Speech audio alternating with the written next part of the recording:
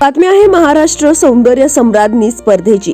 सोमवार दिनांक 23 जानेवारी रोजी रामकृष्ण मोरे सभागृह चिंचवड येथे खानदेश अहिराणी कस्तुरी मंच यांच्या वतीने कस्तुरी सांस्कृतिक महोत्सव अंतर्गत महाप्रतियोगिता सोहळा आयोजित करण्यात आला आहे। या सोहळ्यातील पहिल्या सत्रात गुणकौशल्य फेरी घेण्यात आली। या स्पर्धेत 21 स्पर्धक महिलांनी भाग घेतला। या स्पर्धेचे खास आकर्षण प्रमुख पाहुणे म्हणून उपस्थित असलेले परदेशी पाहुणे एलिस डॅफ्लोरिन हे उपस्थित होते। आमचे प्रतिनिधी प्रसन्न तरडे आणि भानुदास हिवराळे यांनी कव्हर केलेली ही बातमी पाहुयात।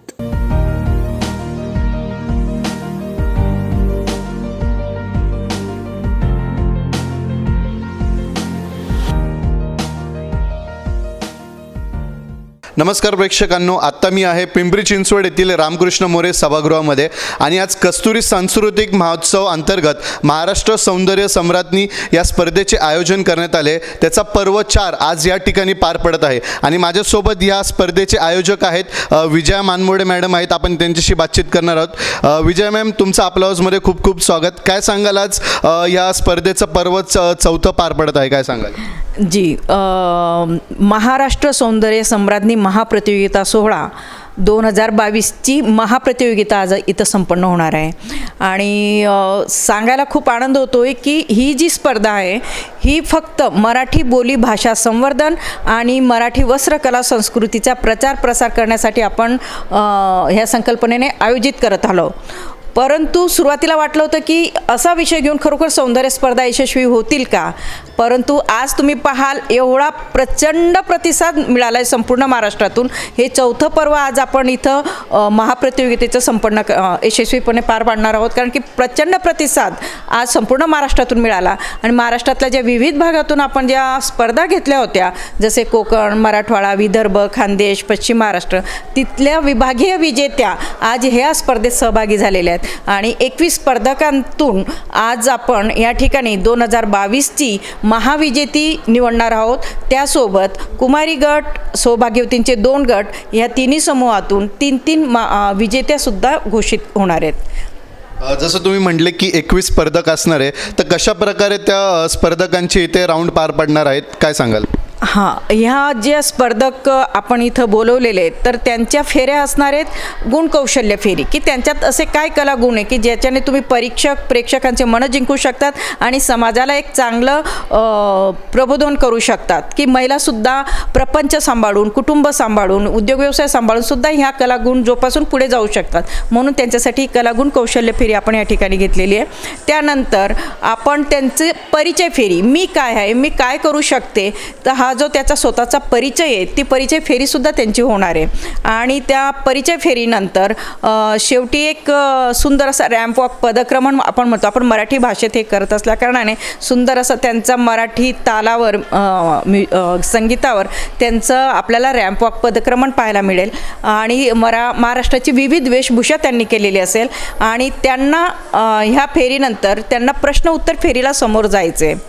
तर प्रश्न उत्तर फेरीमध्ये महिलांचे प्रश्न असतील, सामाजिक असतील किंवा कलाकौशल्य असतील, सांस्कृतिक असतील, अशा विषयांवर त्यांना वेगवेगळे प्रश्न विचारले जातील आणि त्या प्रश्न उत्तर देताना त्यांचा आत्मविश्वास कमी शब्दात किंवा जे आपला उद्देश आहे की मराठी आणि बोली भाषा वापरून तुम्ही ते बोलायचे, तर जर आपल्या भाषेला प्राधान्य देऊन ते किती छान बोलू शकतात, त्यांचं कौशल्य दाखवू शकतात, ते ह्या गुणांवर त्यांना जे काही परीक्षक मंडळी आहे ते निवड करतील आणि 21 स्पर्धकातून आज 10 स्पर्धक हे मुख्य विजेते म्हणून पुढे येणार आहेत आणि ह्या मुख्य विजेत्यांमधून पुन्हा आपण, मला वाटतं महाराष्ट्रातच नव्हे तर संपूर्ण महाराष्ट्रातून आजपर्यंत जेवढ्याही स्पर्धा होतात विजेते घोषित होतात, परंतु महाविजेते आजपर्यंत झालेली नाही आहे।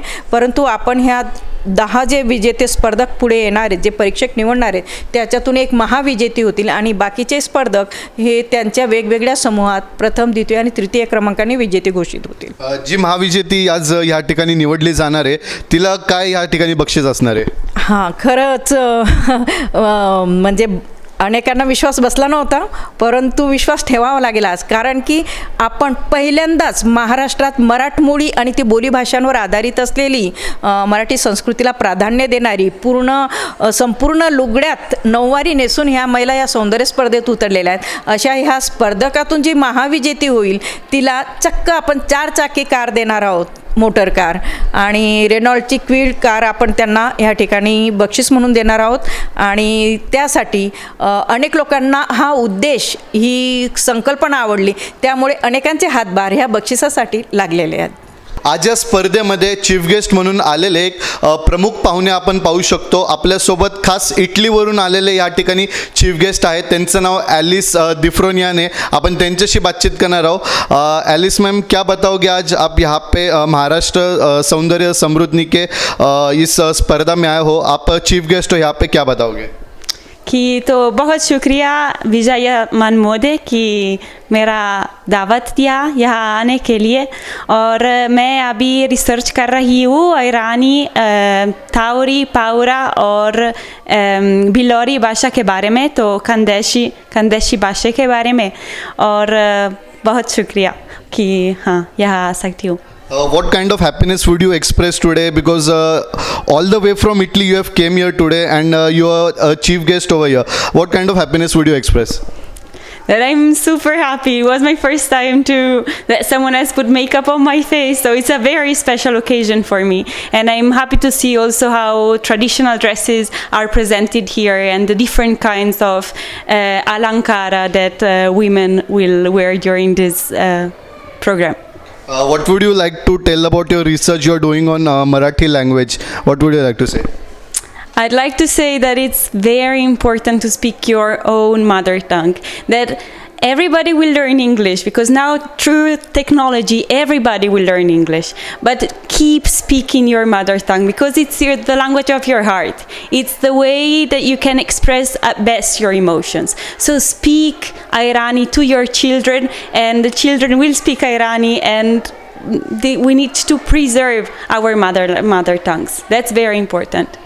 तर नक्कीच आपण पाहू शकतो की 7 समुंदर पार म्हणजे इटली या देशावरनं थेट आज महाराष्ट्रामध्ये आपले जे चीफ गेस्ट आहे या स्पर्धेचे ते आले आहेत आणि त्यांनी देखील एक आव्हान केलं आहे की आपल्या मातृभाषेची नाळ आपल्यासोबत कायम जुडली द्यावी आणि आपल्याला आपल्या मातृभाषेचा अभिमान असावा.